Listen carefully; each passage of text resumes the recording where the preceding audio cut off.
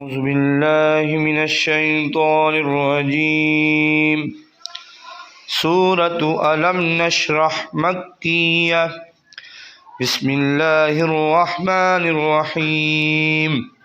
اللہ کا نام لے کر شروع کرتا ہوں جو بڑا ہی مہربان اور نہایت رحم کرنے والا ہے۔ الم نشرح لک صدرک، اے نبی مکرم صلی اللہ علیہ وآلہ وسلم، کیا ہم نے تمہاری خاطر تمہارا سینہ کھول نہیں دیا؟ وَوَضَعْنَا عَنْكَ وِزْرَكَ، اور آپ پر سے تمہارا وہ بوجھ بھی اتار دیا، یعنی آپ پر سے آپ کا وہ بوجھ بھی اتار دیا۔ الَّذِي أَنقَضَ ظَهْرَكَ، جس نے آپ کی کمر جھکا دی تھی۔ وَرَفَعْنَا لَكَ ذِكْرَكَ، اور ہم نے آپ کی خاطر آپ کے ذکر کو بلند کر دیا۔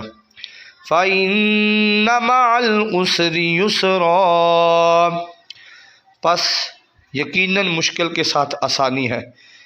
إِنَّ مَعَ الْعُسْرِ يُسْرًا، بے شک مشکل کے ساتھ آسانی ہے۔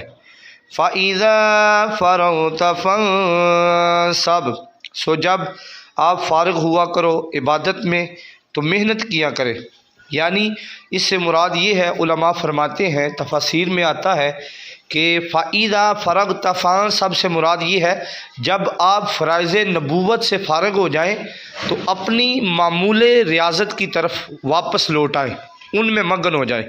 وَإِلَىٰ رَبِّكَ فَارْغَب، اور اپنے پروردگار کی طرف متوجہ ہو جایا کرے۔ اللہ تعالی ہمیں صحیح طریقے سے محنت کے ساتھ سبق کو یاد کرنے کی توفیق عطا فرمائے، اور صورت مبارکہ کو پڑھنے کی بھی توفیق عطا فرمائے، اور اس کے ترجمے کو بھی صحیح طریقے سے یاد کرنے کی توفیق عطا فرمائے۔ جزاک اللہ خیرا و احسن الجزاء۔